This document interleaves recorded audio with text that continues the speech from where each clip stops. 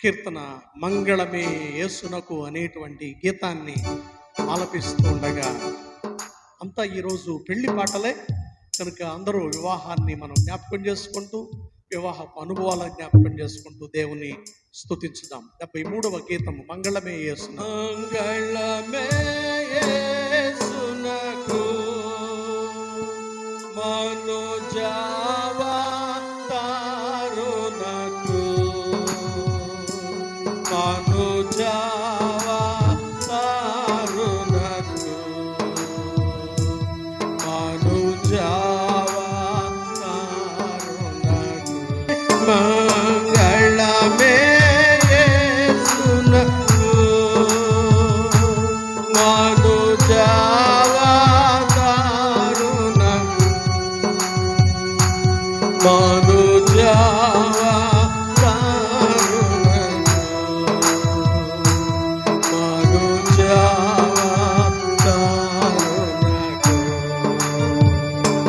తోరేతా సంహారునకు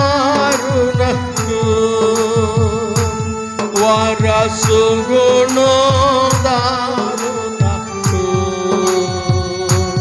వరసుగుణో దారునకు వరసుగుణో దారునకు ఆజ్ఞా ప్రవర్తునకు ధర్మ శీలునకు సత్వ ప్రణుతేంతుము నిన్ను మంగళమే మంగళమే యేసునకు మనుజావా తారునకు మనుజావా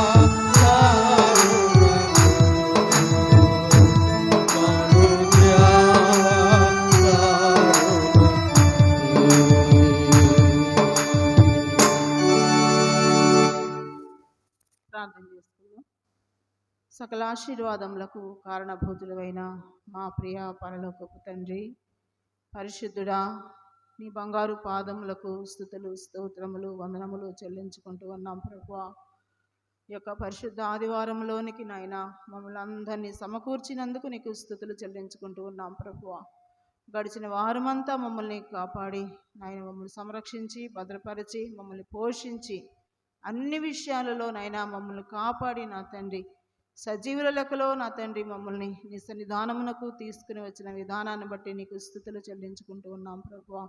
ఎందరికో లేని ఈ భాగ్యాన్ని మీరు మాకు అనుగ్రహించారు తండ్రి, నీకు స్తోత్రం నాయన. దేవా నా తండ్రి నాయన చేరవచ్చిన బిడ్డలను జ్ఞాపకం చేసుకోండి ప్రభువా.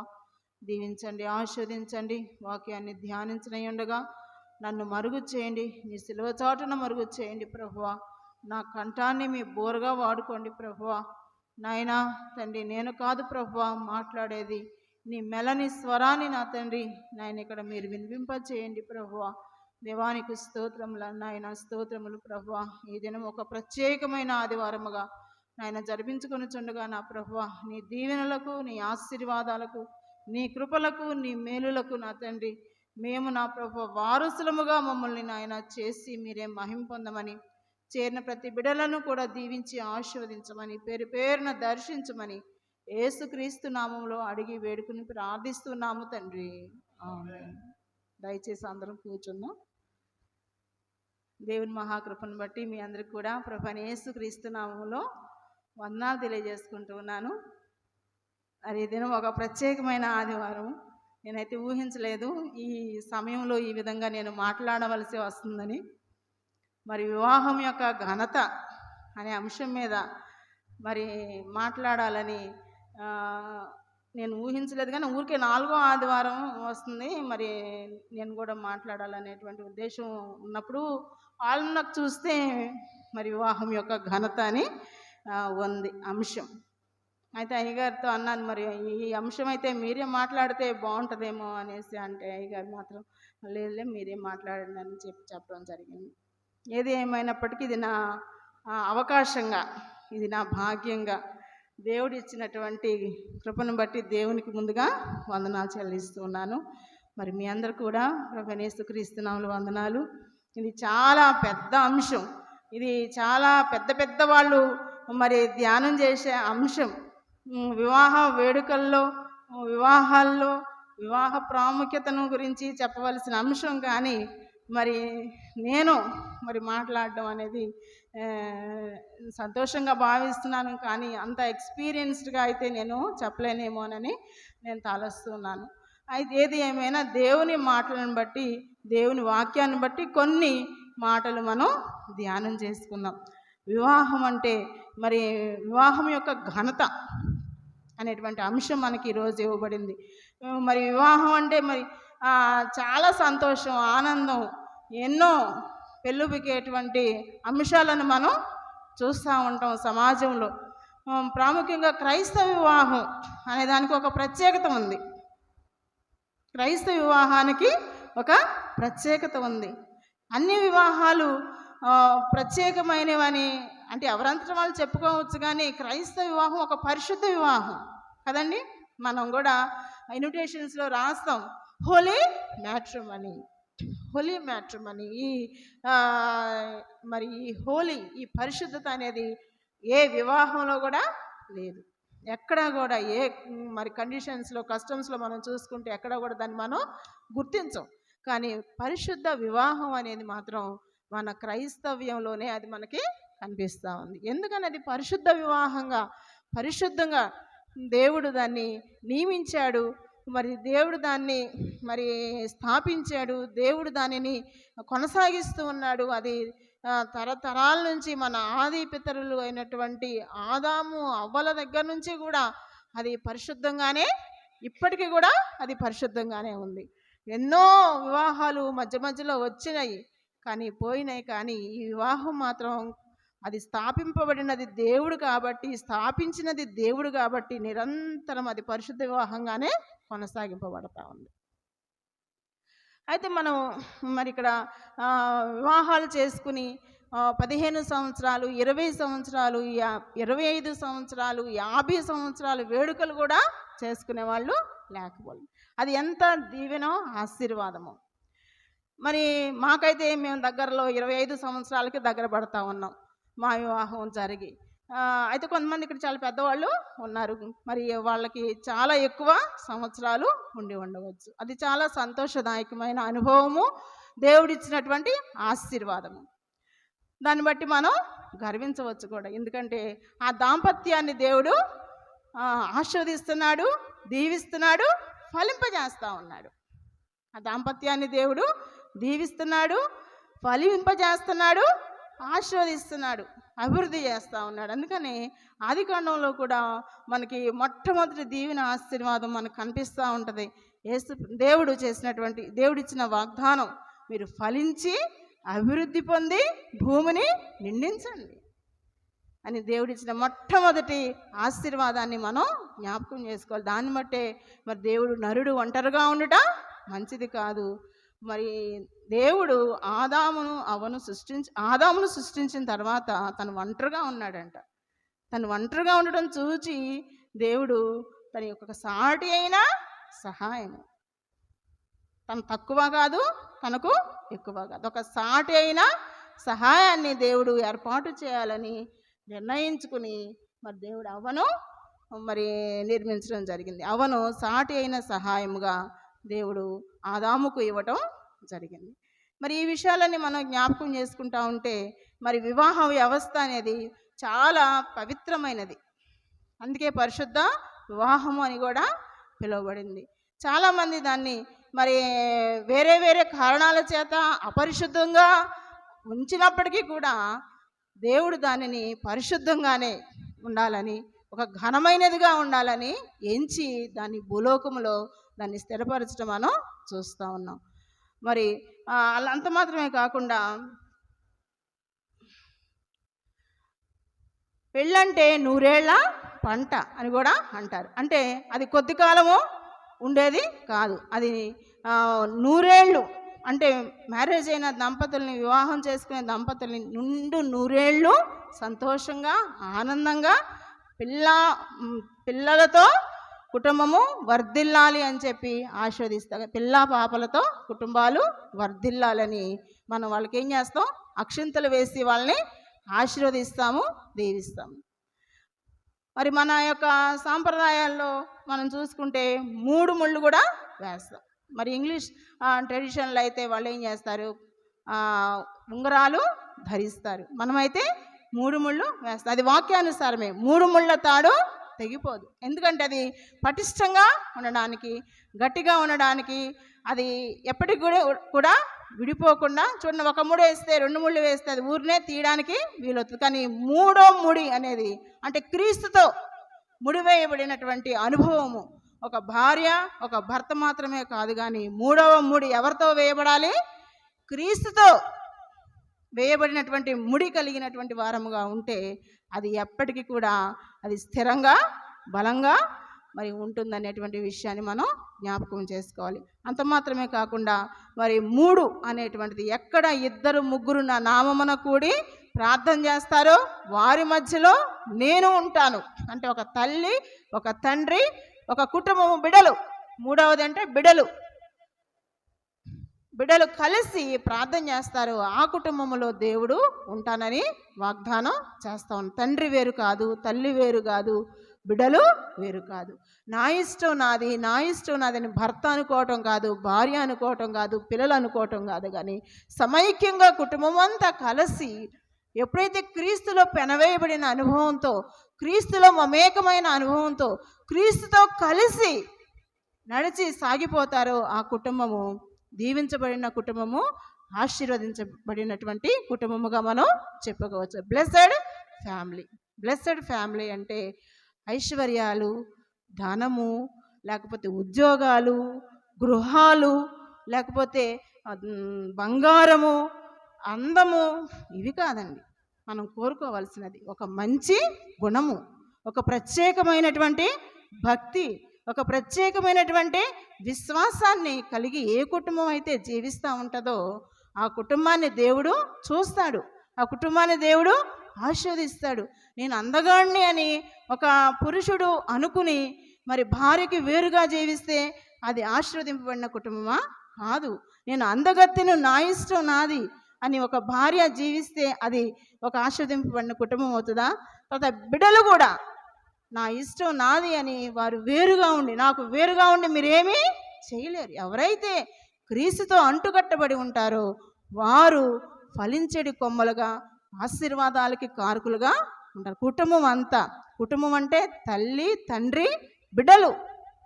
అందుకే ప్రభువారు కూడా మరి చెప్తా ఉంటారు కదా, మార్క్స్ వార్త ఈరోజు చదువుకున్న పాఠ్యభాగంలో, మా తల్లిని తండ్రిని విడిచి భార్యను హత్తుకొనును. మరి భార్యను హత్తుకోవడం అంటే భార్యను ప్రేమించటం, భార్యను మరి ఒక తన భాగస్వామిగా ఎంచుకుని మరి ఒక దైవికమైన పరిశుద్ధమైనటువంటి అనుభవంలోనికి, ఒక బాంధవ్యంలోనికి మరి మనం వచ్చినప్పుడు అది ఒక పరిశుద్ధమైనదిగా పిలువబడుతుంది. అది దేవునికి అనుకూలమైనది, దేవుని చేత ఏర్పాటు చేయబడినది. కాబట్టి స్త్రీ, పురుషుడు, భార్య, భర్త, లేకపోతే బిడ్డలు ఒక ఆశీర్వాదకరమైన కుటుంబముగా మనం చూస్తూ ఉన్నాం. తర్వాత చూసినట్లయితే మరి ఈరోజు వ్రాయబడినటువంటి మొదటి పత్రిక పాఠ్యభాగం 1 కొరింథీ 13:1-14 వరకు మనం చూసుకున్నట్లయితే అక్కడ మరి ప్రేమను గురించి మనకి బాగా కనిపిస్తూ ఉంటుంది. అది అందరికీ బాగా వచ్చినటువంటి అధ్యాయమే, తెలిసినటువంటి అధ్యాయమే. కొరింథీయులకు రాసిన మొదటి పత్రిక 13వ అధ్యాయంలో మరి కొన్ని విషయాలు మనం అక్కడ జ్ఞాపకం చేసుకుందాం. మనుషుల భాషలతోనూ దేవదూతల భాషలతోనూ నేను మాట్లాడినను ప్రేమ లేని వాడనైతే మ్రోగెడు కంచును గణగణలాడు తాళమునైన.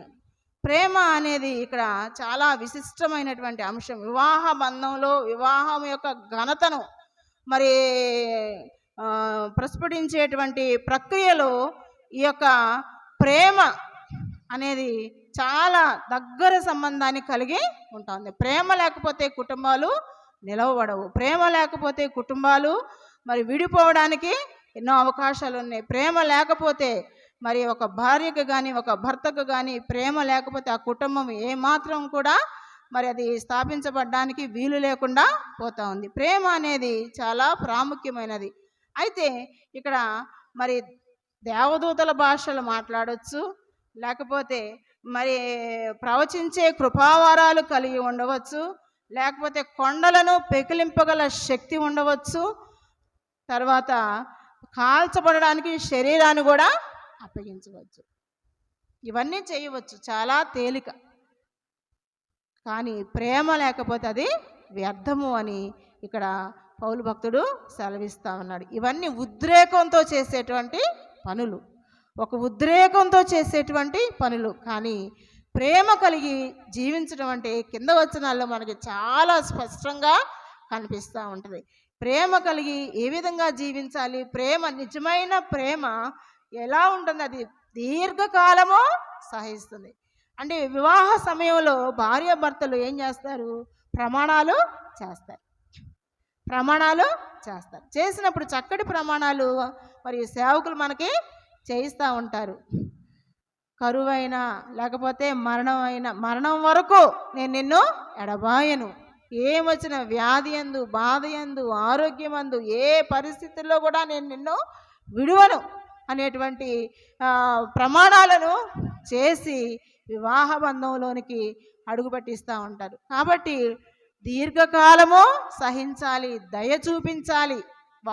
ఒకళ్ళు మరి దీర్ఘకాలం సహించాలా, వన్ సైడ్ లవ్ అంటాం కదా, భర్తే చూపించాలా, భార్య చూపించక్కర్లేదా, లేకపోతే భార్య చూపించాలా, భర్త చూపించక్కర్లేదంటే అది ఇద్దరికి సంబంధించిన విషయం. దీర్ఘకాలము సహించాలి, దయ చూపించాలి, మత్సరపడకూడదు. అంటే ఇతరులను చూసి ఇతరులు అభివృద్ధి చెందుతూ ఉంటే అసూయ పడకూడదు, ఉప్పొంగకూడదు. ప్రేమ అనేది అది ఉప్పొంగి వచ్చేటువంటిది, ఒక అలలాగా వచ్చి వెళ్ళిపోయేది కాదు. తర్వాత అమర్యాదగా నడవదు.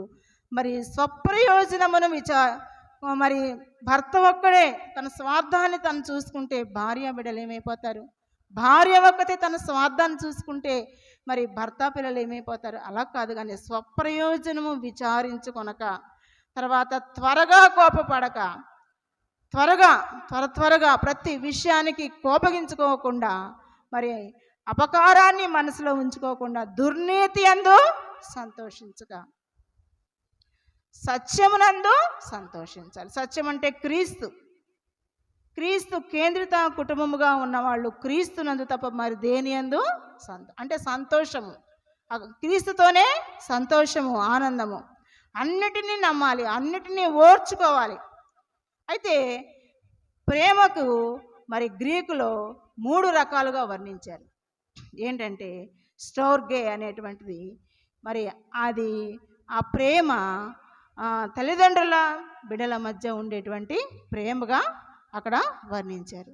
గ్రీక్ భాషలో స్టోర్గే అంటే తండ్రి సహజంగా కుమారుణ్ణి ప్రేమిస్తారు, తల్లి సహజంగా కుమార్తెని ప్రేమిస్తుంది, బిడ్డలు కూడా తల్లిదండ్రుల్ని ప్రేమిస్తారు. అది ఒక కండిషనల్ లవ్, అది ఒక కండిషన్. నా కుమారుడు నా కుమార్తె, నా తల్లి నా తండ్రి, అది ఒక కండిషన్తో కూడింది. ఒక కుటుంబ కండిషన్ బట్టి ఆ ప్రేమలో వస్తూ ఉంటాయి. దాన్ని స్టోర్గే అన్నారు.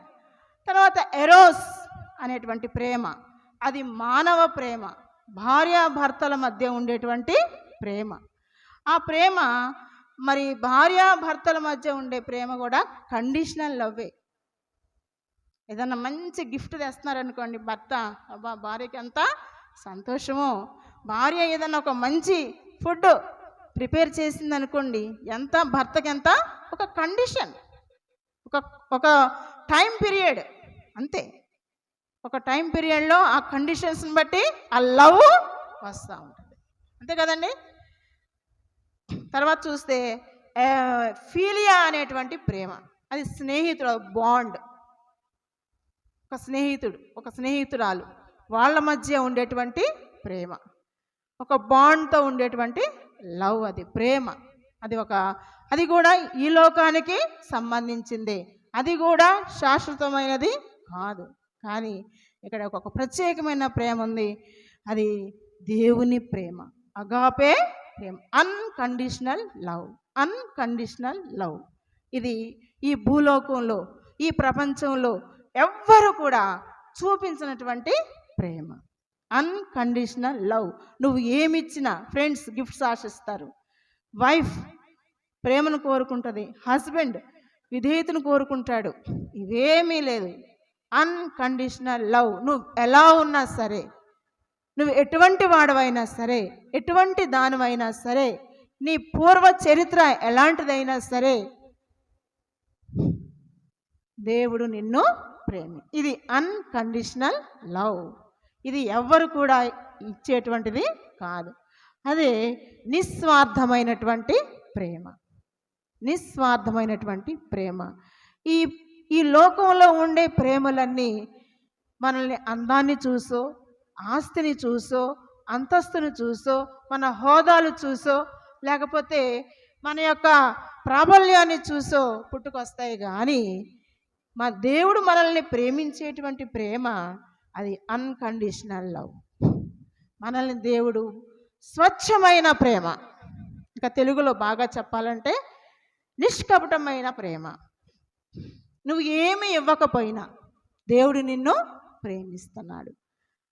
ఆ ప్రేమను మనం కోరుకోవాలి కుటుంబాల్లో కూడా. అటువంటి ప్రేమను మనం కుటుంబాల్లో కోరుకున్నప్పుడు కుటుంబాలు ఐక్యంగా ఉంటాయి, సమాధానంగా ఉంటాయి, ప్రేమలో కుటుంబాలు వర్ధిల్లుతూ ఉంటాయి. ఇటువంటి ప్రేమను దేవుడు కోరుకుంటా ఉన్నాడు. అందుకనే మనం చూస్తాం కదా,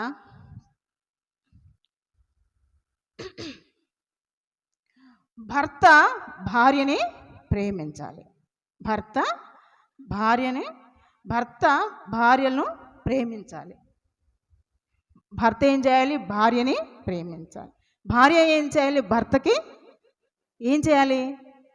లోబడాలి. ఇది దేవుని నియమము, వాక్యానుసారమైనది. ఇది ఎవరో చెప్పింది కాదు. ఇక్కడ మనం అన్కండిషనల్ లవ్లో నుంచి, అంటే అన్కండిషనల్ ప్రేమ, ఎటువంటి నిష్కపటమైన ప్రేమ, స్వార్థరహిత ప్రేమ, లేకపోతే స్వచ్ఛమైన ప్రేమ అని చెప్పుకున్నాం కదా. ఆ ప్రేమలో నుంచి మనం ఈ భార్యాభర్తల ప్రేమలోనికి వస్తే, ఆ అగాపే ప్రేమను ఇక్కడ మనం చూసినట్లయితే, భర్త ఏం చేయాలి? భార్యని ప్రేమించాలి. భార్య అయితే భర్తకి లోబడి ఉండాలి. అయితే ఇక్కడ మనం చూస్తే ఇది వాక్యానుసారమైనదని మనం చెప్పుకున్నాం కదా. ప్రేమించడం గొప్ప, లోబడడం గొప్ప? ఒకసారి మనం ఆలోచించేద్దాం. ప్రేమించడం గొప్ప, లోబడడం గొప్ప? చెప్పండి. భార్యలు అంటారు లోబడడం కష్టం, లోబడమే గొప్ప అంటారు. భర్తలు అంటారు ప్రేమించడం గొప్ప, ప్రేమించడం కష్టం అని భర్తలు అంటారు. రెండు వాదాలు మనకి ఇక్కడ కనిపిస్తూ ఉంటాయి. రెండు వాదాలు మనం యాక్సెప్ట్ చేయాల్సిందే, రెండు వాదాలని మనం గమనించాల్సిందే, రెండు వాదాలని మనం యాక్సెప్ట్ చేయాల్సిందే. వాక్యానుసారంగా మనం గమనిస్తున్నాం. అగాపే ప్రేమలో నుంచి, ఒక నిస్వార్థమైన ప్రేమలో నుంచి మనం ఈ కోణంలో ఆలోచన చేస్తే భార్యలు భర్తలకి లోబడాలి, భర్తలు భార్యల్ని ప్రేమించాలి. అయితే ఇక్కడ మనం గమనించినట్లయితే ఎలాగా ప్రేమిస్తాడు, ఎలాగా లోబడతాం? క్రీస్తు సంఘమును ప్రేమించి అది కళంకమైనను ముడతైనను అటు మరి ఏదైనాను లేక క్రీస్తు తన సంఘం కొరకు ఏం చేశారు? ప్రేమించి ఆయన ప్రాణాన్ని బలిగా అర్పించి కదండి. అది చాలా కష్టమైనది. లోబడ్డం అంటే పురుషుడికి స్త్రీ లోబడాలి, భార్య భర్తకి లోబడాలి. అది కూడా చాలా కష్టమైనది. ఇక్కడ మనం చూసినట్లయితే లోబడేటువంటి అన్ని విషయాలకి అని భర్తకి లోబడాలా? ఆయన తప్పు చేస్తున్నా లోబడాలా? ఆయన తప్పుదారిలో వెళ్తున్నా లోబడాలా అంటే దేవుని ప్రేమ నీలో ఉన్నప్పుడు, దేవుని ప్రేమ చేత నువ్వు నింపబడినప్పుడు, ఆ అగాపే ప్రేమ నీలో ఉన్నప్పుడు నువ్వు లోబడాల్సింది. లోబడి దేవునికి అప్పగించాలి. నీ పరిస్థితిని, నీ యొక్క సమస్యను, నీ యొక్క స్థితిని దేవునికి అప్పగిస్తే దేవుడు ఆ పరిస్థితిని మార్చగలుగుతాడు. ఇక్కడ అగాపే ప్రేమలో నుంచి మనం ఒక నిస్వార్థమైన ప్రేమలో నుంచి, ఒక స్వచ్ఛమైన ప్రేమలో నుంచి నిస్వార్థమైనటువంటి ప్రేమ, నిస్వార్థమైనటువంటి వినయాన్ని మనం ఇక్కడ నేర్చుకోవచ్చు. క్రీస్తు ఏ విధంగా అయితే సంఘాన్ని ప్రేమించాడో భర్తలు కూడా భార్యలను ప్రేమించబద్దులై ఉన్నారు. అదేవిధంగా స్త్రీలు లోబడవలసిన వారై ఉన్నారు. ఆ 2 నియమాలు పెట్టింది మరి దేవుడే కాబట్టి ఆ 2 నియమాలకి మరి కుటుంబాల్లో ప్రతి ఒక్కరు కూడా భార్య భర్తల్లో చేయవలసినది. అది దేవుడు పెట్టినటువంటి మరి నియమముగా పాటించి తీరవలసినది. నాది ఉద్యోగం చాలా గొప్పది, నేను ఎక్కువ సంపాదిస్తున్నాను కాబట్టి నేను నీకు లోబడను అని అనడానికి వీలు లేదు. లేకపోతే నేను బాగా కట్నం తెచ్చాను, నేను నిన్ను కొనుక్కున్నాను కాబట్టి నేను నీకు లోబడను అని అనడానికి వీలు లేదు. కాబట్టి ఇది ఒక పవిత్రమైన బంధము, దేవుడు ఏర్పాటు చేసిన బంధము. ఈ బంధం దేవుడు ఏర్పాటు చేసినది కాబట్టి అది ఒక మర్మము అని వాక్యంలో తెలియజేయబడింది. అది ఒక మర్మము. ఒకసారి ఒక యవన దంపతులు ఇద్దరు విపరీతమైన గొడవలు పడి ఎవరి దారిని వాళ్ళు వెళ్ళిపోయారు, ఎవరు పుట్టింటికి వాళ్ళు వెళ్ళిపోయారు. కొంతకాలం తర్వాత ఏమైందో తెలీదు ఆ అమ్మాయి ఏం చేసిందంటే, నేను నా భర్త దగ్గరికి వెళ్ళిపోతాను. ఏంటమ్మా నిన్ను అలా చేస్తాడు ఇలా చేస్తాడు, నువ్వెందుకు వెళ్ళిపోతావు, అది నీకు మరి తగదమ్మా, నేను ఇది కొంచెం సమర్థించాలి, సరి చేయాలి, అప్పుడు వెళ్ళు అనంటే నేను వెళ్ళిపోతాను అంటే తల్లిదండ్రులు చచ్చినట్టు ఆ పిల్లని తీసుకెళ్ళి ఆ భర్త దగ్గర వదిలిపెట్టి వచ్చారు. అంటే ఇక్కడ ఏంటంటే అదొక మర్మం, దేవుడు ఒక మర్మంగా అక్కడ పెట్టాడు.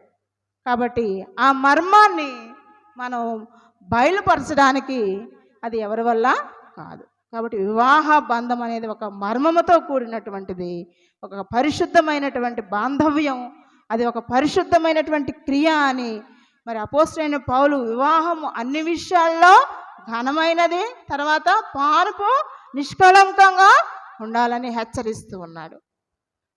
కాబట్టి ఆ వివాహ బంధం అనేది మరి వేరే ఇతర కారణాలకి అది మరి పోకుండా అది పవిత్రంగానే చూసుకోవాలని ప్రభువారు హెచ్చరిస్తూ ఉన్నారు. తర్వాత వివాహము మరి ఘనమైనదని మనం అనుకుంటున్నాం కాబట్టి ఆ ఘనమైన వివాహంలో ఉన్న ఆశీర్వాదాలు కూడా మనం ఒకసారి జ్ఞాపకం చేసుకుందాం. ఆ ఘనమైన వివాహంలో దేవుడు ఎన్నో ఆశీర్వాదాలు, అది మనం ఘనంగా చూసినప్పుడు, పరిశుద్ధంగా చూసినప్పుడు, పవిత్రంగా చూసినప్పుడు, వాక్యానికి లోబడి ఉన్నప్పుడు మరి ఆ యొక్క వివాహము ఏ విధంగా ఆశీర్వాదకరంగా ఘనంగా ఉంటుందంటే ఒక కుటుంబము ఏ విధంగా ఆశీర్వదించబడుతుందో మనకి వాక్యానుసారంగా మరి ఆశీర్వాదాలను మనం గమనించుకోవచ్చు. నిశ్చయముగా నువ్వు నీ చేతుల కష్టార్జితమును అనుభవిస్తావు, అదొక ఆశీర్వాదం, అదొక దీవెన, అదొక బ్లెస్సింగ్, ఆ కుటుంబానికి వచ్చినటువంటి అదొక ఆశీర్వాదం. నిశ్చయముగా నీవు నీ చేతుల కష్టార్జితము అనుభవిస్తావు. కష్టార్జితం అనుభవించలేని సంపాదిస్తారు, రెండు చేతులతో కష్టపడి ఎంతో ఎంతో ఎంతో సంపాదిస్తారు, కానీ తినేసరికి వాళ్ళకి యోగ్యత ఉండదు, అనుభవించడానికి బిడ్డలు ఉండరు. అది ఒక ఆశీర్వాదం కాదు. బిడ్డలు ఉండాలి, తినే యోగ్యత ఉండాలి, జీవించగలిగి ఉండాలి, సజీవులంగా ఉండాలి. అదొక ఆశీర్వాదంగా దేవుడు మనకి ఇస్తా ఉన్నాడు. తర్వాత మరి సతీ దీవెన అని వాక్యంలో రాయ, నీ లోగిట నీ భార్య ఫలించు ద్రాక్షవల్లి వలె ఉండును. నీ లోగిట యెహోవా యందు భయభక్తులు కలిగిన వాడు ఈలాగున ఆశీర్వదించబడును. కష్టార్జితాన్ని అనుభవించే ఆశీర్వాదము. తర్వాత సతీ దీవెన, నీ లోగిట నీ భార్య ఫలించే ద్రాక్షావళి వలె ఉండును. భార్య అంటే మరి ఫలించే కొమ్మగా కుటుంబంలో ఉండాలి. తన వల్ల దీవెనలు రావాలి, ఆశీర్వాదాలు రావాలి, బిడ్డలు ఉండాలి, కుటుంబము ఆశీర్వదించబడాలి. తర్వాత సంతాన దీవెన, నీ బల్ల చుట్టూ నీ పిల్లలు ఒలీవ మొక్కల వలె ఉంటారు. ఒలీవ మొక్క ఆశీర్వాదానికి సూచన, ఒలీవ మొక్క అభివృద్ధికి సూచన, ఒలీవ మొక్క మరి స్వస్థతకు సూచన, దీర్ఘాయువుకు సూచన, మరి బలానికి సూచన, పటిష్టతకు సూచన. అటువంటి ఆశీర్వాదాలన్నీ బిడ్డల ద్వారా దేవుడు మనకి, కుటుంబాలకి దేవుడు అనుగ్రహిస్తున్నాడు. నీ పిల్లలు నీ భోజన బల్ల చుట్టూ ఒలీవ మొక్కల వలె ఉంటారు. పిల్లల దీవెన, కష్టార్జితాన్ని అనుభవించే దీవెన, భార్య దీవెన. తర్వాత నీవు నీ పిల్లలను చూచేది 3 తరాలు చూచేటువంటి ఆశీర్వాదాన్ని దేవుడు ఒక కుటుంబానికి అనుగ్రహిస్తూ ఉన్నాడు. ఆశీర్వాదపు దీవెన ఇవన్నీ కూడా దేవుడు ఒక కుటుంబానికి, ఒక భార్య భర్తలుగా ఉండే వాళ్ళకి అనుగ్రహించబడినటువంటి దీవెనలు, ఆశీర్వాదాలు. ఈ ఆశీర్వాదాలన్నీ పొందుకుని దేవుణ్ణి మనం ఏం చేయాలి? మహిమపరచాలి, దేవుణ్ణి ఘనపరచాలి. ఆశీర్వాదాలు వచ్చే వరకు కూడా మరి ఒకలాగా ఉంటాము. ఆశీర్వాదాలు పొందుకున్న తర్వాత పరిస్థితులు మారిపోతాయి, అనేక అలవాట్లు వచ్చేస్తాయి, అనేకమైన దుర్భరమైన స్థితిలోనికి వెళ్ళిపోతాం. ఆశీర్వాదాలన్నీ కూడా మరి శాపాలుగా కూడా కుటుంబాలకి వస్తూ ఉంటాయి. ఎప్పుడైతే దేవుడు నిన్ను ఆశీర్వదించడం మొదలు పెట్టాడో, ఆశీర్వాదాలు పొందుకోవడానికి ఇంకా ఇంకా ఇంకా ఇంకా దేవుల్లో మరి మనం ఎదగాలి. కానీ ఆశీర్వాదాలు వచ్చేంత వరకు ఒకలాగుండి ఆశీర్వాదాలు వచ్చిన తర్వాత మరొకలాగా జీవిస్తే దేవుడు ఏమాత్రం కూడా ఒప్పుకోడు. ఒక కుటుంబం, ఒక గృహం కట్టడం అంటే అదొక ఆశీర్వాదం. ఒక బిడ్డలు పుట్టారంటే అదొక ఆశీర్వాదం. బిడ్డలు ఫలిస్తున్నారంటే అదొక ఆశీర్వాదం. తర్వాత దీర్ఘాయువుతో దేవుడు నిన్ను నడిపిస్తున్నాడంటే అదొక ఆశీర్వాదం. నీవు నీ పిల్లలను చూస్తావు. భార్య ఫలిస్తూ ఉంటే భర్త ఓర్చుకోలేడు, భర్త ఫలిస్తూ ఉంటే భార్య ఓర్చుకోలేదు. ఇటువంటి కుటుంబాలు కూడా సమాజంలో లేకపోలేదు. అందుకని నీ లోగిట నీ భార్య ఫలించు ద్రాక్షావల్లి వలె ఉండును అని వాక్యంలో రాయవు. ఫలింపజేయడానికి, ఫలించడానికి సహకరించాలి, కానీ భార్యల్ని అణిచివేయడానికి చూడకూడదు. వాళ్ళకున్న తలాంతుల్ని అభివృద్ధి చేయడానికి ప్రయత్నం చేయాలి. వాళ్ళలో ఉన్నటువంటి మంచిని చూడాలి, వాళ్ళలో ఉన్న వినయాన్ని చూడాలి, వాళ్ళలో ఉన్న విధేయతను చూడాలి, చూసి వాళ్ళని అభివృద్ధి చేయాలి. కానీ వాళ్ళని అణిచివేయడానికి మరి పురుషులు ఏమాత్రం కూడా ముందుకు రాకూడదు. కాబట్టి ఫలించు ద్రాక్షావళి వలె భార్య ఉన్నప్పుడు, బిడలు ఒలీవ మొక్కల వలె ఉన్నప్పుడు, దీర్ఘాయును దేవుడు ఇచ్చి ఆశీర్వాదానికి కారకులుగా మనల్ని చేస్తున్నప్పుడు ఎదిగే కొద్దీ ఒదిగి దేవుని సన్నిధిలో మనం ఉండాలి. అప్పుడు ఇంకా దేవుడు ఇంకా ఎన్నో ఆశీర్వాదాలు మనకి దేవుడు అనుగ్రహిస్తూ ఉంటాడు. ఆశీర్వాదాలు పొందుకునేంతవరకు ఒకలాగుండి, ఆశీర్వాదాలు వచ్చిన తర్వాత మరొకలాగా ఉంటే ఆ ఆశీర్వాదాలన్నీ కూడా తిరిగి దేవునికి శాపాలుగా ఇస్తాడేమో. అలాంటి దౌర్భాగ్యమైన జీవితంలోనికి కుటుంబాలు వెళ్లకుండా ఉండాలనేటువంటి మరి దానితో ఈ వాక్యం బోధించడం జరుగుతూ ఉంది. తర్వాత చూసినట్లయితే ఈరోజు 45వ దావీదు కీర్తనలో మనం చూసుకున్నాం కదా. ఒకసారి 45వ దావీదు కీర్తనలోనికి వెళ్ళినట్లయితే ఈ యొక్క వివాహ వ్యవస్థ మొట్టమొదటిగా దేవుడు ఏర్పాటు చేసింది. ఆది కాండంలోనే దేవుడు వివాహాన్ని ఏర్పాటు చేశాడు. తర్వాత మరి యోహాను సువార్త 2వ అధ్యాయంలో యేసు ప్రభు వారు ఆయన శిష్యులను ఆ వివాహానికి పిలువబడ్డారు. చివరిగా చూస్తే ప్రకటన గ్రంథంలో కూడా వివాహాన్ని మనం చూస్తాం. వివాహంతో మొదలైన బైబిల్ గ్రంథము వివాహంతో ముగిసింది, వివాహంతో ముగియబడుతుంది. కాబట్టి వివాహం యొక్క ప్రాముఖ్యతను, ఘనతను ఈ సమాజము గుర్తించకపోతే ఇంకా ఇంకా పతనమైనటువంటి స్థితిలోనికి మనం వెళ్ళవలసిన వారంగా ఉంటూ ఉన్నాం. కాబట్టి ఈ 45వ దావీదు కీర్తనలో చక్కటి కీర్తన, వివాహ కీర్తన, లేకపోతే వివాహ స్తుతి కీర్తన, కోరహు కుమారులు రాసిన కీర్తన. కొంతమంది ఏం చెప్తారంటే చరిత్రకారులు ఇది సొలొమోను గారి కొరకు వ్రాయబడిన కీర్తన అని కూడా చెప్తా ఉంటారు. ఈ 45వ దావీదు కీర్తనలో ఒక రాజు ఒక రాణి కనిపిస్తారు. ఒక రాజు ఒక రాణి. ఎవరా రాజు ఎవరా రాణి?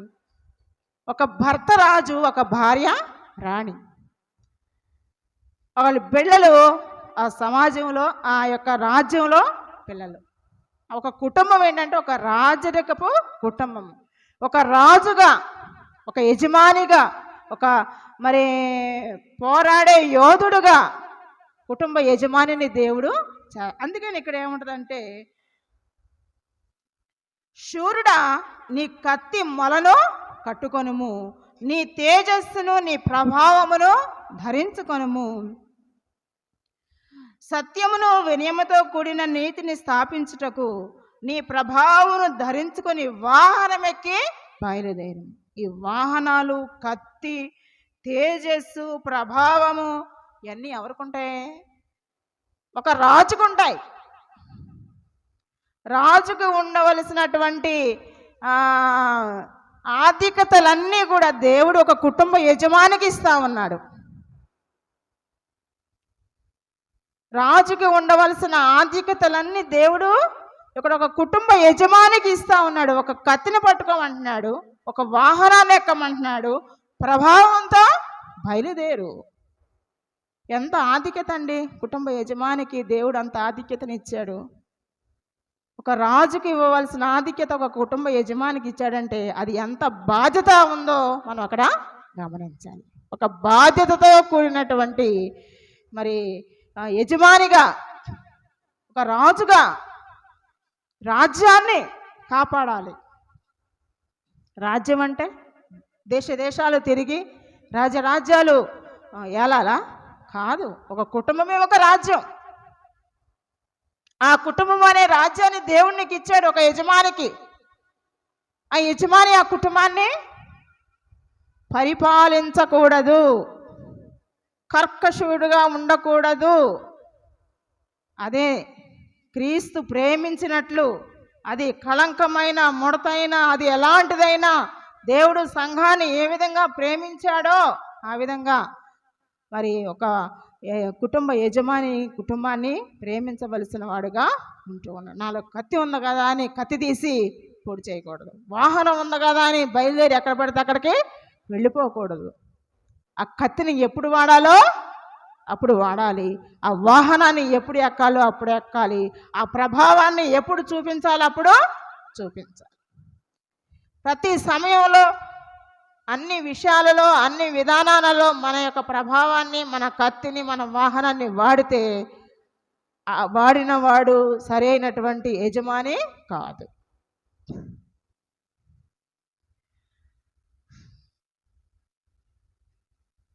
నీ బాణములు వాడిగలవి, ప్రజలు నీ చేత కూలుదురు. నీ బాణములు రాజు శత్రువుల గుండెలో చొచ్చును. దేవా, నీ సింహాసనము నిరంతరము నిలుచును. నువ్వు రాజువే. నీ దగ్గర కత్తి ఉంది, నీ దగ్గర వాహనం ఉంది, ప్రభావం ఉంది. నువ్వు బయలుదేరి వెళ్ళి, కానీ రాజులకు రాజు అయినటువంటి దేవుణ్ణి నువ్వు ఎప్పుడు కూడా మర్చిపోవు. ఆ రాజుని ఎప్పుడు స్మరిస్తూ ఉండాలి, రాజుని గణపరుస్తూ ఉండాలి. అందుకనే ప్రభువుని గురించి ఇక్కడ చెప్పబడి, దేవాన్ని సింహాసనము నిరంతరము నిలుచును. నీ రాజదండము న్యాయార్థమైన దండము. నువ్వు నీతిని ప్రేమించి భక్తిహీనతను ద్వేషించుచున్నావు. కాబట్టి దేవుడు అక్కడ నిన్ను ఆనంద తైలముతో అభిషేకించి ఉన్నాడు. నీ వస్త్రములెల్లా గోపరస వాసనే, అగరు వాసనే, లవంగపట్ట వాసనే. దంతములతో కట్టిన నగరులలో తంతి వాద్యములు నిన్ను సంతోషపెట్టుచున్నవి. ఇక్కడ ఒక పురుషుని గురించి, ఒక పెండ్లి కుమారుని గురించి, ఒక కుటుంబ యజమానిని గురించి, రాబోయే క్రీస్తుని గురించి ఇక్కడ వ్రాయబడినటువంటి కీర్తన ఇది. ఈ యొక్క 8 వచనాలు. 9వ వచనం నుంచి మనం చదువుకుంటే ఒక స్త్రీల గురించి, ఒక తల్లిని గురించి, ఒక సంఘాన్ని గురించి ఇక్కడ వ్రాయబడతా ఉంది. కుమారి ఆలోచించుము, ఆలోచించి చెవియొగ్గుము. నీ స్వజనమును, నీ తండ్రి ఇంటిని మరువు. స్త్రీలకి ఉన్నటువంటి ఒక పెద్ద అందరూ చెప్పేటువంటిది ఏంటంటే తల్లింటిని మర్చిపోరు. తల్లింటిని గొప్ప చేస్తూ ఉంటారు. తల్లింటిని ఎప్పుడు పొగుడుకుంటూ ఉంటారు. కానీ ఇక్కడ మర్చిపో, నీ తల్లి ఇంటిని మర్చిపో అని ప్రభు ఇక్కడ సెలవిస్తూ ఉన్నాడు. కాబట్టి అంతఃపురంలో నుండి రాజకుమార్తె కేవలము మహిమ గలది. ఆమె వస్త్రము బంగారు బుట్ట పని చేసినది. విచిత్రమైన పనిగల వస్త్రమును ధరించుకొని రాజునందుకు ఆమె తీసుకొని రాబడతా ఉంది. ఎక్కడికి వస్తూ ఉంది? విచిత్రమైన పనిగల వస్త్రములు ధరించుకొని ఆమె రాజునందుకు. ఈ వివాహంలో వస్త్రాలు ఎంత ప్రాముఖ్యమో, విందు ఎంత ప్రాముఖ్యమో, బంగారం ఎంత ప్రాముఖ్యమో మన భారతదేశంలో వస్త్రాలు, బంగారము, విందు లేకుండా వివాహం జరుగుద్దండి? జరగదు. ఎంత ఖర్చో ఈ మధ్య ఒక వివాహాన్ని భారతదేశం కాదు ప్రపంచం అంతా చూసింది. యూట్యూబుల్లో, ఫేస్బుక్ల్లో లైవ్. మరి అంత అవసరమో కాదు మనకు తెలియదు, కానీ వాక్యానుసారమైనది అయితే కాదు, అది లోకానుసారమైనది. నీకు బంగారం ఉన్నా లేకపోయినా, నీకు వస్త్రాలున్నా లేకపోయినా, నీకు డబ్బున్నా లేకపోయినా, నిష్కల్మషమైన ప్రేమతో దేవుడు నిన్ను ప్రేమిస్తున్నాడు. కాబట్టి ఈ వస్త్రాలు, ఆమె వస్త్రము బంగారు బుట్ట పని చేసినది. విచిత్రమైన పని గల వస్త్రమును ధరించుకొని రాజునద్దకు తీసుకొని రాబడతా ఉన్నది. విచిత్రమైన పని గల వస్త్రాలు. వాక్యంలో వ్రాయబడి ఉంది, పెండ్లి విందుకు వెళ్ళినప్పుడు నీకు పెండ్లి వస్త్రం లేదు, నువ్వు బయటకు వెళ్ళిపో అని ప్రభువారు చెప్తా ఉన్నారు. వస్త్రాలు చాలా ప్రాముఖ్యమైనది. తర్వాత ఆమెను వెంబడించు, ఆమె చెలికత్తెలైన కన్యకలు నీ యొద్దకు తీసుకొని రాబడతారు. ఆమెతో పాటు ఎవరుండాలి? చెలికత్తెలు, కన్యకలు, చెలికత్తెలు. అంటే క్రీస్తుని వెంబడించే స్త్రీగా ఉండాలి. తనతో పాటు కొంతమంది ఉండాలి వెనకాల. ఒక మరి కన్యకలు ఉండాలి, స్త్రీలు ఉండాలి. తర్వాత మరి చెలికత్తెలు. ఆమె ఒక రాణి కదా. ముందే ఒక రాజును జ్ఞాపకం చేసుకున్నాం, ఇప్పుడు ఒక రాణిని జ్ఞాపకం చేసుకుంటున్నాం. రాణికి ఎవరుంటారు? చెలికత్తెలు ఉంటారు, కన్యకలు ఉంటారు, ఆమెను వెంబడించే స్త్రీలు కొంతమంది ఆమెకి ఉంటారు, పిల్లలు ఉంటారు. వాళ్ళే నీ చెలికత్తెలు, తర్వాత వాళ్ళే కన్యకలు. వాళ్ళని కూడా ఎక్కడ తీసుకుని రావాలి? దేవాలయానికి తీసుకుని రావాలి. నువ్వు వెంబడిస్తే వాళ్ళు నిన్ను వెంబడిస్తారు. తర్వాత చాలా ప్రాముఖ్యమైన విషయం ఏంటంటే, నీ పితరులకు ప్రతిగా నీకు కుమారులుందరు. ఇందాక మనం ధ్యానం చేసి, నీ బల్ల చుట్టూ నీ పిల్లలు ఒలివ మొక్కల వలె ఉంటారని ధ్యానం చేసుకున్నాం కదా. నీ పితరులకు బదులుగా, అబ్బా నా కొడుకు సేమ్ మా నానండి, నా కూతురు సేమ్ మా అత్తగారండి అని మనం మురిసిపోతూ ఉంటాం. చూడండి, దేవుని వాక్యం ఇది. నీ పితరులకు బదులుగా నీకు కుమారులు ఉంటారు. అదొక ఆశీర్వాదం. ఎప్పుడు వస్తుంది ఆశీర్వాదం? మనం దేవునిలో ఉన్నప్పుడు ఆశీర్వాదాలన్నీ కూడా మనం స్వతంత్రించుకుంటాం. భూమి ఎందంతటా నీవు వారి అధికారులుగా నియమించదు. భూమి ఎందంతటా వారిని దేవుడు అధికారులుగా నియమిస్తాడట. ఒక రాజు, ఒక రాణి వాళ్ళ యొక్క పనులలో, వాళ్ళ బాధ్యతల్లో సక్రమంగా ఉన్నప్పుడు వాళ్ళని దేవుడు ఒక భూమి ఎందంతటా వాళ్ళని అధికారులుగా దేవుడు వాళ్ళని నియమిస్తాడు. వాళ్ళ పిల్లల్ని దీవిస్తాడు, వాళ్ళ సంతానాన్ని అభివృద్ధి చేస్తాడు. తర్వాత తరతరాల ఆశీర్వాదం ఇది. ఒక రోజుతో పోయేది కాదు, ఒక పూటతో పోయేది కాదు, ఒక వారం, ఒక నెల, ఒక సంవత్సరంతో పోయేది కాదు, కానీ సంవత్సరాలు దీవెనలు, ఆశీర్వాదాలు. అందుకే పరిశుద్ధ వివాహము ఘనమైనదని దేవుడు చెప్తా ఉన్నాడు.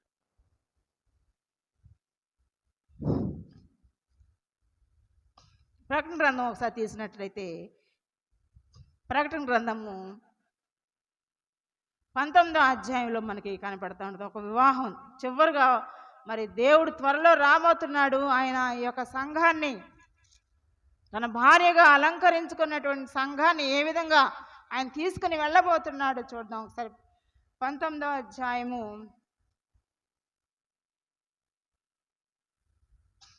7వ వచనం చూస్తే, గొర్రెపిల్ల వివాహోత్సవ సమయం వచ్చినది, ఆయన భార్య తను తాను సిద్ధపరచుకొనుచున్నది గనుక మనము సంతోషపడి ఉత్సహించి ఆయనను మహిమపరచదమని చెప్పగా వింటిని. మరియు ఆమె ధరించుకున్నట్టుకు ప్రకాశములను నిర్మలమైన సన్నపు నారబట్టలు ఆమెకి ఇవ్వబడెను, అవి పరిశుద్ధుల నీతి క్రియలు. గొర్రెపిల్ల పెండ్లి విందుకు పిలువబడిన వారు ధన్యులని వ్రాయము. మరి ఈ మాటలు దేవుని యథార్థమైన మాటలని నాతో చెప్పాను. ఇక్కడ గొర్రెపిల్ల వివాహోత్సవ సమయము వచ్చినది, ఆయన భార్య తను తాను సిద్ధపరచుకొనుచున్నది. కుటుంబాలన్నీ కూడా దేవుని వాక్యానుసారముగా సిద్ధపడినప్పుడు కుటుంబాలన్నీ కలిస్తే కదా ఒక సంఘము. ఒక సంఘమే వధువు సంఘముగా రూపింపబడతా ఉంది. ఆ వధువు సంఘము క్రీస్తు రాకడలో అలంకరింపబడి దేవుని యొద్దకు ఎత్తబడతా ఉన్నది. మరి ఎత్తబడే సంఘంలో కుటుంబం అంతా ఉండాలంటే మరి ఎంతో సిద్ధపాటు అవసరమై ఉంటా ఉన్నది. ఆ వివాహోత్సపు విందులో మనము కూడా మన బిడ్డలతో మన కుటుంబాలతో పాల్గొనవలసిన వారముగా ఉంటూ ఉన్నాం. చూసినట్లయితే ఈరోజు రాయబడినటువంటి మలాకి గ్రంథంలోనికి మనం వెళ్ళినట్లయితే మొట్టమొదటి పాఠ్యభాగము 2వ అధ్యాయంలో మనం చదువుకున్నాం కదా. మలాకి గ్రంథము 2వ అధ్యాయం 13 నుంచి 16 వరకు.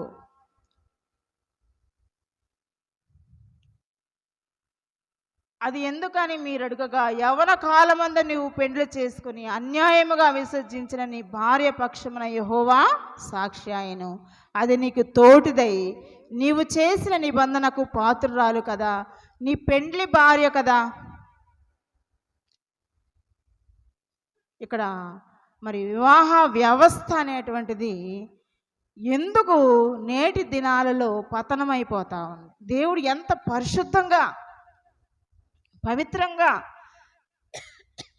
ఒక అగాపే ప్రేమతో, నిస్వార్థమైన నిష్కళంకమైన పరిశుద్ధమైన ప్రేమతో దేవుడు దాన్ని ఏర్పాటు చేస్తే అది రాను రాను ఎందుకు ఈ విధంగా ఇక సమాజానికి ఒక భ్రష్టు వివాహం అనేటువంటి పరిస్థితిలోనికి మనం వెళ్ళిపోతున్నామంటే, వివాహానికి ఒక వయసు ఉంది. వివాహం ఏ వయసులో పడితే ఆ వయసులో చేయడానికి బాల్య వివాహాలు నిషేధించబడినాయి, వితంత వివాహాలు పునరుద్ధరించబడినాయి. చూసినట్లయితే మరి ఈ మధ్య చాలా పేపర్లలో చదువుతూ ఉంటే, టీవీల్లో చూస్తూ ఉంటే ఆ సమాజం ఎటు వెళ్ళిపోతుందో కూడా మనకి అర్థం కావట్లేదు.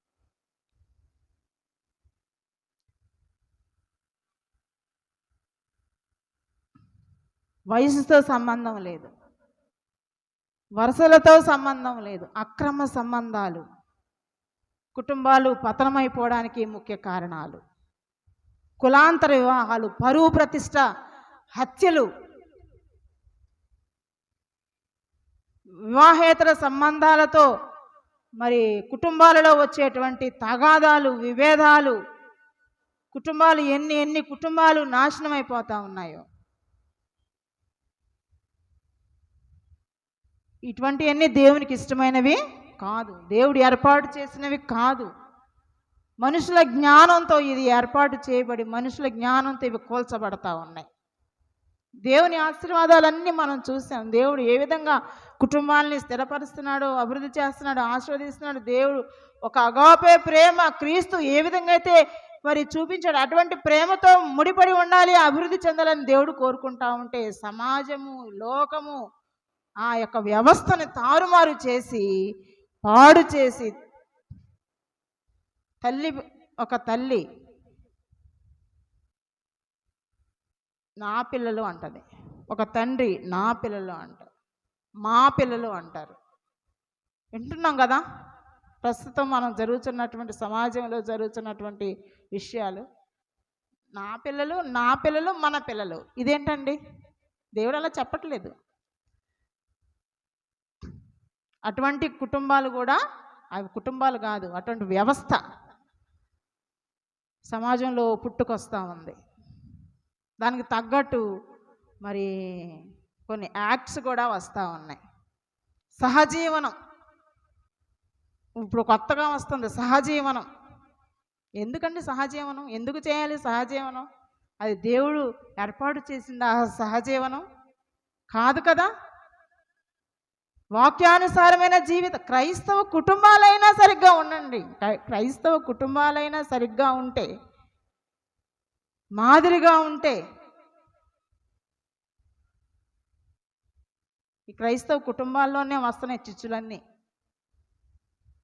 ఎన్నో బోధలు వింటున్నాం, ఎంతో వాక్యం నేర్చుకుంటున్నాం, కానీ మన కుటుంబాలు ఎలాంటి వ్యవస్థలో ఉంటా ఉన్నాయి.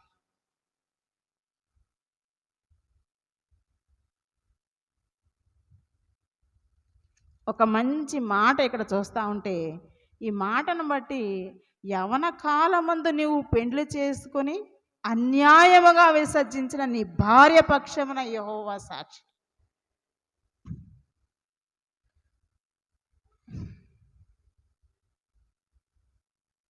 కొంతమంది బిడ్డలు, యవన బిడ్డలు తెలిసి తెలియని వయసులో చేసే తప్పులు, యవన కుమారులు తెలిసి తెలియని సమయంలో చేసే తప్పులు, వాళ్ళని సరైన దారిలో పెట్టలేక తల్లిదండ్రులు వాళ్ళని వక్ర రూపంలో చూసే సమాజము,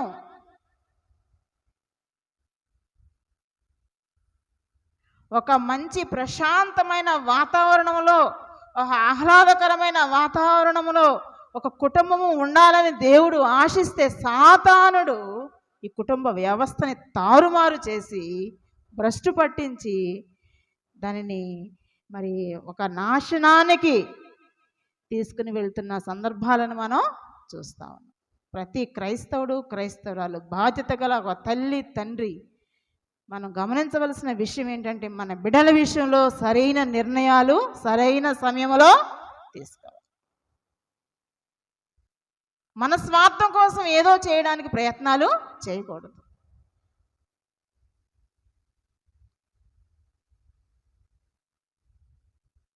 కాబట్టి ఇక్కడ ఉన్నటువంటి వాక్యాన్ని మనం జ్ఞాపకం చేసుకుని వాక్యానుసారముగా మనం జీవిస్తే మనకి దేవుడు మేలు చేస్తాడు.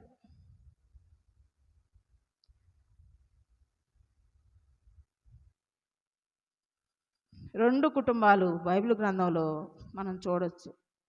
నేను ఒక రాత్రి ప్రార్థన చేసుకుంటా ఉంటే నోవహు గురించి నాకు ఒక ఆలోచన వచ్చింది. ఒక మంచి కుటుంబము నోవహు కుటుంబం, ఆశీర్వాదకరమైన కుటుంబము నోవహు కుటుంబం. ఎవరిని గురించి చెప్పాలా అని ఒక మంచి కుటుంబాన్ని ప్రభువా బైబిల్ గ్రంథంలో నాకు చూపించని రాత్రి ప్రార్థన చేసుకుంటే సడన్గా నాకు నోవహు గుర్తుకొచ్చాయి.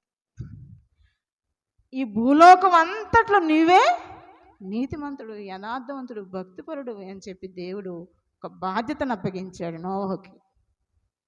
ఆ ఇచ్చిన బాధ్యత కూడా తూచా తప్పకుండా పాటించాడు.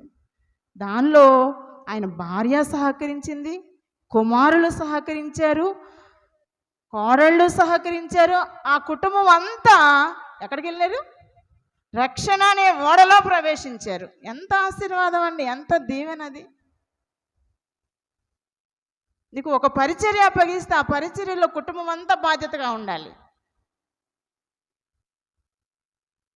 ఒక బాధ్యత ఇస్తే ఆ కుటుంబం అంతా బాధ్యతగా ఉండాలి. ఆ రక్షణ ఓడలో ప్రవేశించినప్పుడే దేవుని సంకల్పము, దేవుని ఏర్పాటు, దేవుని చిత్తము నెరవేర్చబడతా ఉంటుంది కుటుంబాలలో. మధ్య మధ్యలో ఎన్నో వస్తాయి, వానలు వస్తాయి, వరదలు వస్తాయి, తుఫానులు వస్తాయి. ఆ ఇల్లు నిలిచి ఉంటుంది. ఎక్కడ కట్టబడిన ఇల్లు క్రీస్తు అనే బండ మీద కట్టబడిన ఇల్లు నిలిచి ఉంటుంది, స్థిరంగా ఉంటుంది, వణకదు బెనకదు, తొలగిపోదు. ఆ మాటలు ఏందో ఈ మాటలు వినరు, ఎవరి మాటలు వినరు. ఇసుక మీద కట్టబడిన ఇల్లు, ఆ ఇంటికి వరదలు వస్తున్నాయి, ఈ ఇంటికి వరదలు వస్తున్నాయి. వరదలు రాకుండా, తుఫాన్లు రాకుండా, శోధనలు రాకుండా, కష్టాలు రాకుండా, వ్యాధులు రాకుండా, బాధలు రాకుండా ఎవరు ఈ లోకంలో జీవించలేరు. ఆరోగ్యం ఉండొచ్చు, ఆర్థిక సమస్యలు ఉంటాయి. ఆర్థిక సమస్యలు లేకపోవచ్చు, ఆరోగ్యం లేకపోవచ్చు. ఏదైనా సరే ఏదో ఒక సమస్య వెంటాడుతూ ఉంటుంది ప్రతి కుటుంబాన్ని. సాతానుడు మనల్ని సంతోషంగా ఉండనివ్వడు. సాతానుడు పనే అది. ఎవరు సంతోషంగా ఉంటే, యోబు కుటుంబం ఎంత సంతోషంగా ఉందో, ఎంత ఆనందంగా ఉందో, ఎంత దీవించబడిందో, ఎంత ఐశ్వర్యవంతుడో, ఎంత ప్రార్థనాపరుడో యోబును ఒకసారి జ్ఞాపకం చేసుకోండి. కానీ ఆయన నోటి మాటతో కూడా పాపం చేయలేదు కాబట్టి రెండంతల ఆశీర్వాదానికి కారకుడయ్యాడు.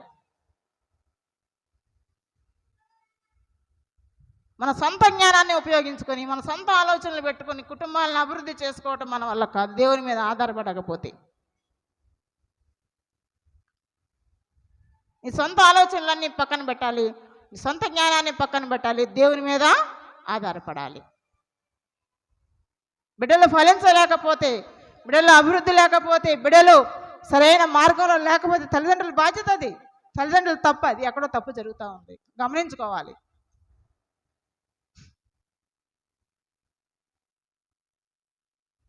కాబట్టి ప్రియమైన దేవుని బిడ్డలారా, ఈ వివాహ వ్యవస్థ దానిని పటిష్టపరచడం, దాన్ని ఘనముగా ఎంచడం సంఘ బాధ్యత, సంఘంలో ప్రతి ఒక్కరి బాధ్యత, క్రైస్తవుల బాధ్యత. కాబట్టి మనందరం కూడా క్రీస్తుకు నమ్మకస్తులంగా యథార్థంగా జీవిస్తూ ఉంటే దేవుడు ఆ సంఘాన్ని, ఆ కుటుంబాన్ని దీవిస్తాడు, ఆశీర్వదిస్తాడు. కుటుంబాలన్నీ కలిసి ఒక సంఘంగా ఉంటుంది. సంఘమే ఎత్తబడేటువంటి గుంపులో ఉంటుంది.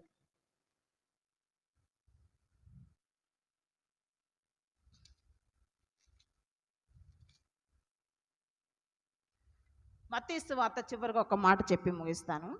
7వ అధ్యాయము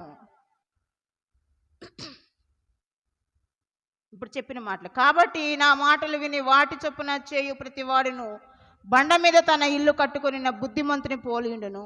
వాన కురిసెను, వరదలు వచ్చెను, గాలి విసిరి ఆ ఇంటి మీద కొట్టెను, గాని దాని పునాది బండ మీద వేయబడిన కనుక అది. మరియు ఈ నా మాటలు విని వాటి చొప్పున చేయని ప్రతివాడు, ఇక్కడేమో ఈ నా మాటలు విని వాటి చొప్పున చేయు ప్రతివాడు బండ మీద తన ఇల్లు కట్టుకొనును. ఈ మాటలు విని వాటి చొప్పున చేయని ప్రతివాడు, ఇసుక మీద తన ఇల్లు ఇసుక మీద ఇల్లు కట్టుకోవడం అంటే ఏంటంటే దేవుని మాటలు వినకపోవడమే, దేవుని యొక్క ఆజ్ఞలు అనుసరించకపోవటమే, దేవుని వెంబడించకపోవడమే. ఎంత ఆస్తులు, ఎంత అంతస్తులు, ఎంత అందం, ఎంత చదువు, ఎంత ఉద్యోగం ఉన్నా కానీ దేవుని మాటలు నువ్వు వినకపోతే నువ్వు ఇసుక మీద నీ ఇల్లు కట్టుకుంటున్నావు. నీ ఇల్లు ఏదో ఒకరోజు కూలిపోతుంది. నీకు ఏ ఆస్తి లేదు, అంతస్తు లేదు, డబ్బు లేదు, ఏమీ లేదు, కానీ క్రీస్తు అనే బండ మీద నువ్వు ఇల్లు కట్టుకుంటే ఆ ఇల్లు వర్షాలు వచ్చినా, వానలు వచ్చినా, వరదలు వచ్చినా, అనారోగ్యం వచ్చినా, ఆర్థిక ఇబ్బందులు వచ్చినా ఆ ఇల్లు స్థిరంగా ఉంటుంది, దీవించబడద్ది, ఆశీర్వదించబడద్ది. ఆ ఇల్లు కూలిపోదు. వాక్యాలు వింటున్నాం కానీ ప్రయోజనం లేదు. వాక్యానుసారంగా జీవించలేకపోతా ఉన్నాం, వాక్యానుసారంగా ప్రవర్తించలేకపోతా ఉన్నాం. వాక్యం దారి వాక్యం, మన దారి మనది.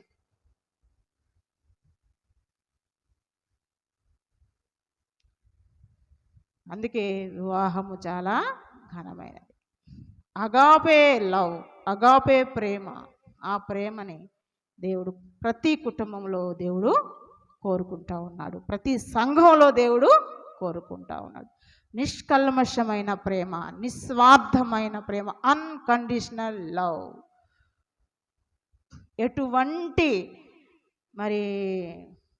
ఎటువంటి నిస్వార్థంగా ఇతరుల్ని క్రీస్తు ఏ విధంగా అయితే సంఘాన్ని ప్రేమించాడో, ఎటువంటి ఆశను చూడకుండా, ఎటువంటి ఇతరుల నుంచి ఆశించకుండా ప్రేమించేది ఆగాపే లవ్, ఆగాపే ప్రేమ. అటువంటి ప్రేమని ప్రభు వారు కోరుకుంటా ఉన్నాడు. అది కుటుంబంలో కోరుకుంటా ఉన్నాడు, సంఘంలో కోరుకుంటా ఉన్నాడు. ఆ ప్రేమను మనం ఒకరినొకరు అందిపుంచుకోగలుగుతా ఉన్నామా? ఆమె బాగా తిడద్దండి, నేనంటే ఆమెకి ఇష్టం ఉండదండి, ఆయన ఏంటండి అలా ప్రవర్తిస్తాడు, నేను వాళ్ళని ఎలా ప్రేమించగలనండి? క్రీస్తు ప్రేమించాడమ్మా సంఘాన్ని, ఆయన తన రక్తాన్ని కార్చాడు. అది నువ్వు గుర్తు చేసుకో ఒకసారి. నీకే అర్హత ఉందని దేవుడు నీ కొరకు రక్తానికి చిందించాడు. మనం అనర్హులమైన, మన దగ్గర ఏమీ లేకపోయినా ఆయన తన శిలువ రక్తాన్ని మన కొరకు చిందించాడు.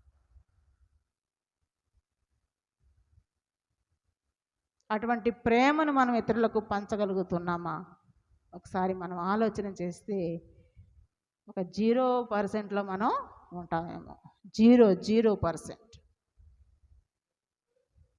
అలాంటి ప్రేమను మనం వృద్ధి చేసుకోవాలి, అలాంటి ప్రేమను అభివృద్ధి చేసుకోవాలి, అలాంటి ప్రేమించుటకు ప్రయాసపడాలి.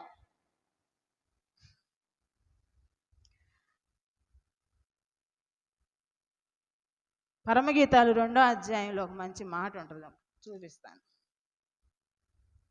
2వ అధ్యాయం 4వ వచనంలో, అతడు నన్ను విందుశాలకు తోడుకొని పోయెను, నా మీద ప్రేమను ధ్వజముగా ఎత్తెను, ప్రేమాతిశయము చేత నేను మూర్ఛిల్లుచున్నాను.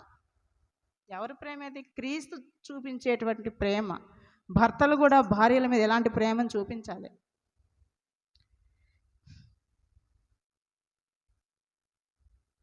అతడు నన్ను విందుశాలకు తోడుకొని పోయాను, నా మీద ప్రేమను ధ్వజముగా.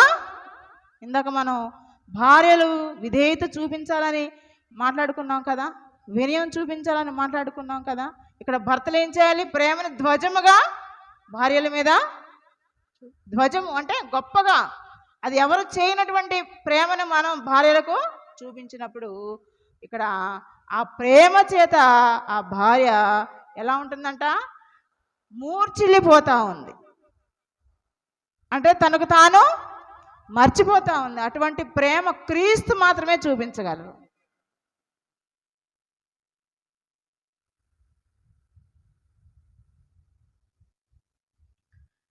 హన్నా జీవితంలో కూడా సార్ చూడండి, 2వ సమూయేలు 1వ అధ్యాయంలో రెఫరెన్స్ తీయక్కర్లేదులే కానీ ఇంటికి వెళ్ళాక చదువుకోండి. అక్కడ ఎల్కానా, మరి హన్నాకి పిల్లలు లేకపోతే ఎల్కానా అంటాడు, ఎందుకమ్మా అంత విచారం కలిగి ఉన్నావు, ఎందుకమ్మా అంత బాధపడుతున్నావు, నీకు 2 పాళ్ళు ఇస్తున్నాను కదా, ఆ పెనిన్నాకి ఒక భాగం ఇస్తున్నా, నీకు 2 పాళ్ళు ఇస్తున్నాను, నువ్వెందుకు అంత విచారం కలిగి ఉన్నావు అని ఒక మాట ఆమె ధైర్యపరుస్తానికి ఒక మాట అన్నాడు. ఏంటంటే, 10 మంది కుమారుల కంటే నేను నీకు ఎక్కువవాడిన కానా? ఇది ప్రేమ అంటే.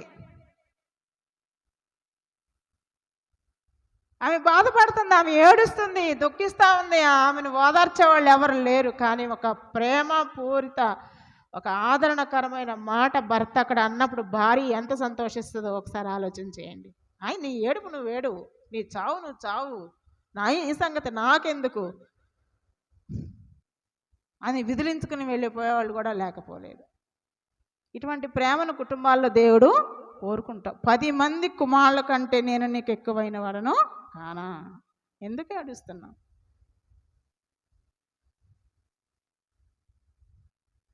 కాబట్టి ప్రియమైన వాళ్ళారా, క్రీస్తు 2వ రాకడలో వచ్చినప్పుడు మనం ఎత్తబడే సంఘంలో ఉండాలంటే ఆగాపే ప్రేమ మనందరిలో కూడా దేవుడు చూడాలని కోరుకుంటా ఉన్నాడు. కాబట్టి అటువంటి కృప మనందరం కూడా పొందుకుని దేవుని చేత దీవించబడ్డానికి, వివాహ వ్యవస్థను క్రైస్తవ కుటుంబాలైనా కాపాడి ఒక మాదిరికరమైన క్రీస్తు కేంద్రిత కుటుంబాలుగా ఉండి దీవించబడ్డానికి దేవుడు తన కృపను మనందరికీ అనుగ్రహించి కాపాడును గాక. ఆమేన్. పరిశుద్ధాత్మ దేవుడు మనకి సహాయం చేసి నడిపించును గాక. దేవుడు తన వినికిడిలో ఈ వాక్యమును దీవించి ఆశీర్వదించును గాక. ఆమేన్, ఆమేన్, ఆమేన్. హల్లెలూయా.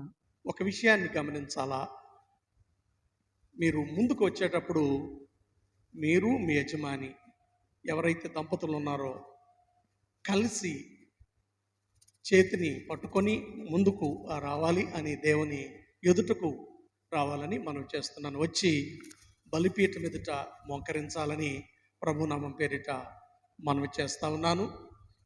ప్రార్థన చిన్ని ప్రార్థన అయిన తర్వాత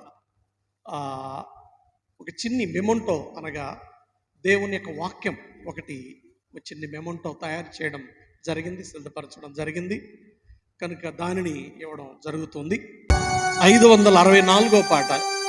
దేవనే దీవెనలు ధారాళముగను వేరలమే బాగుగా వేగమే ఆవన యేసుని వారగను.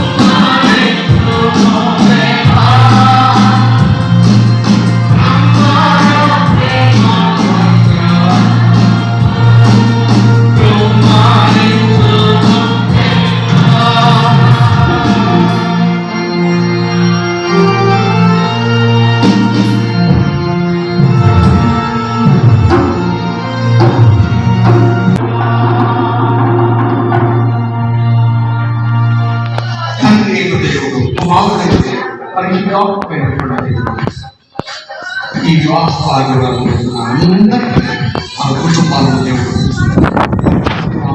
నింపబడ్డాన్ని సహాయం చేస్తుంది. శాంతి, సంతోషం, సమాధానం దేవుడు సమృద్ధిగా మన కుటుంబాలను నడిపించి నడిపించుగా. ఆమేన్.